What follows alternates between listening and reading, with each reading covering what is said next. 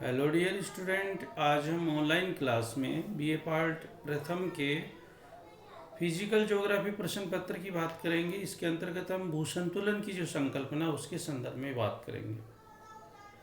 धरातल पर जो पर्वत, पठार, मैदान, झील और महासागर पाए जाते हैं डियर स्टूडेंट, इनके आकार में पर्याप्त अंतर पाया जाता है, लेकिन फिर भी आकृतियाँ भूतल पर स्थित है। यानी इनमें किस कारण से संतुलन पाया जाता है, ये एक निश्चित रूप से शोध का विषय रहा। जब कभी भी संतुलन में परिवर्तन डियर स्टूडेंट होता है तो ये भयंकर भू गार्बिक हलचल तथा भू परिवर्तन होता है। इसके अंतर्गत भू संतुलन का जो एक सामान्य सा अर्थ है कि परिभ्रमण करती हुई पृथ्वी के ऊपर स्थित क्षेत्रों, पर्वत, पठार और मैदान एवं गहराई में स्थित क्षेत्रों, झील, समुद्र आदि में भौतिक अथवा यांत्रिक स्थिरता की दशा को भू संतुलन की दशा डियर स्टूडेंट कहा जाता है। यानी परिभ्रमण करती हुई पृथ्वी के ऊपर स्थित क्षेत्रों, गहराई में स्थित क्षेत्रों में भौतिक अथवा यांत्रिक स्थिरता की जो दशा डियर स्टूडेंट, वह किसको प्रकट करती है? भू संतुलन को प्रकट करती है। अब ये आइसोस्टेसी जो शब्द है वो ग्रीक भाषा का शब्द है डियर स्टूडेंट। आइसोस्टेशिया से लिया गया है, जिसका तात्पर्य समस्थिति होता है। यद्यपि इस क्षेत्र में कार्य बहुत हुआ, फिर भी संतुलन शब्द का प्रयोग सर्वप्रथम अमेरिका के प्रसिद्ध भूगर्भवेत्ता डटन ने 1889 ईस्वी में किया। इसका मुख्य उद्देश्य भूतल के असमान भागों अर्थात धरातल के बड़े बड़े ऊंचे उठे हुए भागों जैसे पर्वत एवं पठार तथा नीचे धसे हुए भागों में स्थिरता अथवा संतुलन स्थापित करना था। डटन का मत था कि पृथ्वी के ऊंचे ऊंचे पर्वत, पठार, मैदान तथा समुद्री तली के नीचे स्थित पदार्थों का भार समान होता है। डटन के अनुसार ऊंचे उठे भागों का घनत्व कम होगा तथा नीचे धसे हुए भागों का घनत्व अधिक होगा। यह तभी संभव होगा जब एक भार रेखा के सारे ये भार बरोबर हो। आधार तल को उन्होंने डियर स्टूडेंट मुख्य रूप से सम दबाव तल, समतोल तल और क्षतिपूर्ति तल कहा है।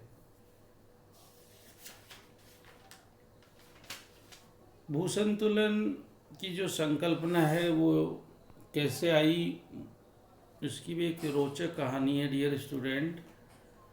कि भूसंतुलन के सिद्धांत का विचार अचानक ही भूगर्भवेत्ताओं के मस्तिष्क में आया।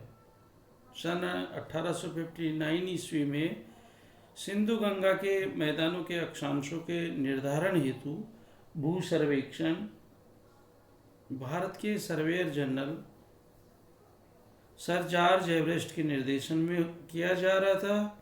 उस समय कल्याण तथा कल्याणपुर नामक दो स्थानों का अक्षांशीय माप डियर स्टूडेंट त्रिभुजीकरण तथा खगोलीय विधि के अनुसार लिया गया। तो दोनों मापों में जो 5 डिग्री और डियर स्टूडेंट 236 सेकंड का अंतर आया। कल्याण हिमालय से मात्र 60 मील दूर स्थित था। और इस प्रकार जब दोनों मापों में अंतर आने का कारण एरी महोदय से पूछा गया तो उन्होंने बताया कि यह अंतर हिमालय की निकटता के कारण है, क्योंकि हिमालय अपनी आकर्षण शक्ति के द्वारा डियर स्टूडेंट पेंडुलम को खींच रहा है। जब इसी समस्या को प्राट महोदय के सामने रखा गया तो उन्होंने एक नई व्याख्या प्रस्तुत की। उन्होंने ये मान लिया कि महाद्वीपों की तरह हिमालय भी सियाल का बना है, जिसका घनत्व 2.75 है। इस आधार पर जब डियर स्टूडेंट गणना की गई तो यह अंतर 15 डिग्री 885 सेकंड के बराबर था। और इस प्रकार प्राट ने इस मत का अनुमोदन किया कि माप का अंतर केवल 5 डिग्री 236 सेकंड न होकर 15 डिग्री 885 सेकंड होना चाहिए था। अर्थात हिमालय को पेंडुलम को और अधिक आकर्षित करना चाहिए था। प्राट के अनुसार हिमालय यदि 2.75 घनत्व वाले सेल का है तो वह सही रूप में अपनी आकर्षण शक्ति का प्रयोग क्यों नहीं कर रहा। आगे चलकर एरी एवं प्राट की व्याख्याओं ने एक दूसरी समस्या को डियर स्टूडेंट जन्म दिया कि हिमालय की कम आकर्षण शक्ति का वास्तविक कारण क्या है। इस कारण के लिए अनेक सुझाव डियर स्टूडेंट दिए गए, क्योंकि समस्या दोनों मापों में अंतर की आ चुकी थी। सुझाव यह है कि हिमालय खोखला भाग है जिसके अंदर चट्टान न होकर बुलबुले हैं। इस कारण से पर्वत का भार तथा घनत्व कम होगा, जिस कारण माप में अंतर आ गया। यह मत सर्वदा काल्पनिक सिद्ध कर दिया गया, क्योंकि न्यायसंगत नहीं था डियर स्टूडेंट। बुलबुले का बना इतना ऊंचा खोखला पर्वत धरातल पर डियर स्टूडेंट कैसे टिक सकता था। दूसरा सुझाव आया कि हिमालय के ऊपरी अतिरिक्त पदार्थ का संतुलन उसके नीचे के कम घनत्व वाले पदार्थों से होता है, और इस कारण समस्त भार कम होगा तथा आकर्षण शक्ति कम होगी। तीसरा कि हिमालय के सेल का घनत्व स्वयं कम होगा, जिस कारण हिमालय का भार तथा आकर्षण शक्ति कम होगी। चौथा कि मान लिया गया कि पृथ्वी के अंदर एक ऐसा तल होता है जिसके नीचे घनत्व में अंतर नहीं होता, केवल इस तल के ऊपर ही अंतर पाया जाता है, और इस प्रकार इस तल के सारे सभी भाग बराबर भार रखते हैं। इस आधार पर यह मान लिया गया कि जितना ही बड़ा भाग होगा घनत्व उतना ही कम होगा, तथा जितना ही छोटा भाग होगा उतना ही घनत्व अधिक होगा। इस प्रकार धीरे धीरे संतुलन के सिद्धांत का प्रतिपादन हुआ, और अब इस सिद्धांत के विषय में डियर स्टूडेंट कई विद्वानों ने अपने मत प्रकट किए, जिनमें पर्याप्त अंतर मिलता है। उनमें जो प्रमुख विद्वान हैं उनमें मुख्य रूप से देखा जाए तो उसमें सर जॉर्ज एरी की संकल्पना है, प्राट महोदय की संकल्पना है, हैफोर्ड एवं बोबी की संकल्पना है, उसके बाद में जोली की संकल्पना है, ओथर होम्स की संकल्पना है। इस प्रकार की संकल्पनाएं डियर स्टूडेंट प्रतिपादित की गई। यदि हम एरी की संकल्पना को देखें तो एरी ने सियाल की परत को सीमा में कुछ डूबकर तैरता हुआ माना। उसने बताया कि जिस प्रकार प्लावी हिमखंड का अधिकांश भाग सदैव पानी में डूबा रहता है, फिर भी वह पानी में तैरता रहता है, उसी भांति विशाल पर्वतों की अधिक ऊंचाई का संतुलन, भूगर्भ में अधिक गहराई तक एवं पठार व मैदानों का संतुलन अपेक्षाकृत कम गहराई पर होता है। एरी ने बताया कि पृथ्वी की सतह पर पर्वत, पठार व मैदानों के घनत्व में प्राट की भांति अंतर नहीं पाया जाता है। सियाल से निर्मित समस्त स्थल रूपों का घनत्व समान होता है। इसके लिए उसने भी समान घनत्व में के अथवा लकड़ी के समान मोटाई के अलग अलग ऊंचाई वाले टुकड़े लिए, उन्हें पानी में डुबोया। उसके पश्चात एरी ने अपनी बात को प्राट महोदय की भांति सिद्ध करने के लिए कि ही धातु तांबे के समान मोटाई के किंतु भिन्न भिन्न ऊंचाई की छड़ें ले उन्हें पारे के पात्र में डुबोया। दोनों प्रयोग करने का उद्देश्य यही सिद्ध करना था कि भूतल पर कोई भी भाग, चाहे वह हिमालय पर्वत या एंडीज पर्वत हो या गंगा के मैदान, अमेजन बेसिन हो, उनके घनत्व में मोटे तौर पर समानता रहती है। भूपृष्ठ पर जो भाग डियर स्टूडेंट जितना ऊंचा होगा उतनी ही अधिक गहराई तक भूगर्भ में स्थायी रूप में सीमा में डूबा होगा। इस प्रकार एरी ने प्राट से कुछ हटकर क्षतिपूर्ति तल या रेखा के स्थान पर क्षतिपूर्ति क्षेत्र की बात कही। एरी ने हिमालय के निकट कल्याण में आई आकर्षण संबंधी त्रुटियां, विसंगतियों को समझाने का प्रयास किया। उन्होंने बताया कि हिमालय का जो भाग ऊपर दिखाई देता है वही भाग आकर्षण शक्ति का प्रभाव डालता है, जबकि अधिकांश सीमांत स्तर में डूबा भाग तो प्रभावहीन ही रहता है। इस कारण पेंडुलम पर विशालता का पूरा प्रभाव नहीं पड़ सकता। उसने आर्किमिडीज के सिद्धांत को अपनाते हुए समझाया कि द्रव्य में डूबी गई वस्तु अपने नीचे के द्रव्यमान को बराबर मात्रा में हटा देती है।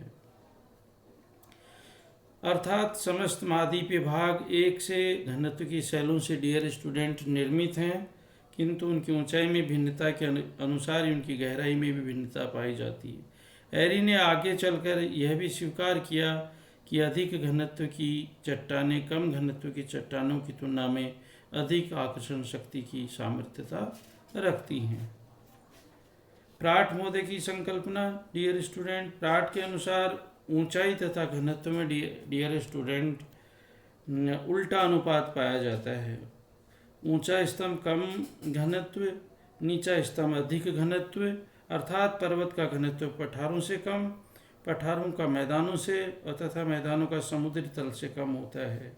भूगर्भ में एक क्षतिपूर्ति तल होता है जिसके ऊपर स्थित विभिन्न स्थल रूपों के घनत्व में अंतर होता है, किंतु इसके नीचे घनत्व समान रहता है। प्राट ने इसे एक प्रयोग द्वारा समझाया कि यदि पारे से भरे हुए एक क्षतिपूर्ति तल पात्र में भिन्न भिन्न धातुओं की समान चौड़ाई व भार वाली छड़ों को डुबोया जाए तो भिन्न भिन्न ऊंचाई की होते हुए भी एक निश्चित तल की सीध में स्थित हो जाती हैं। इस प्रकार पृथ्वी पर स्थित पर्वत, पठार, मैदान भूगर्भ में एक तल पर स्थिर हो जाते हैं जिसके नीचे समान भार होता है, अर्थात ऊपर घनत्व में भिन्नता किंतु गहराई में समानता से भूसंतुलन बना रहता है।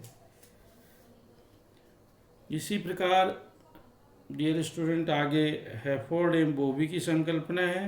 हैफोर्ड और बोबी ने भी पश्चिमी संयुक्त राज्य अमेरिका में भूमापन हेतु भूगणितीय स्टेशन स्थापना के लिए 1910 में किए गए अक्षांश निर्धारणों के समय हिमालय जैसी ही विसंगतियां पाई। इस पर शोध एवं प्रमाण एकत्रित करने के पश्चात दोनों ही विद्वान लगभग प्राट जैसे निर्णयों पर ही पहुंचे। हैफोर्ड के अनुसार पृथ्वी की सतह के ठीक नीचे अलग अलग क्षेत्रों में लंबवत पट्टियों में घनत्व में डियर स्टूडेंट भिन्नता पाई जाती है। इन्होंने यह भी बताया कि भूगर्भ में एक विशेष गहराई के नीचे घनत्व में समानता पाई जाती है और इस विशेष गहराई को समतोल तल या क्षतिपूर्ति तल का नाम दिया गया। इसकी गहराई 100 किलोमीटर बतलाई डियर स्टूडेंट, और इस तल के ऊपर ही घनत्व में भिन्नता पाई जाती है, अर्थात ऊंचे भाग कम घनत्व वाले एवं नीचे के भाग अधिक घनत्व वाले डियर स्टूडेंट होते हैं। बोबी ने भी ऐसे ही घनत्व भिन्नता के प्रारूप में विश्वास किया।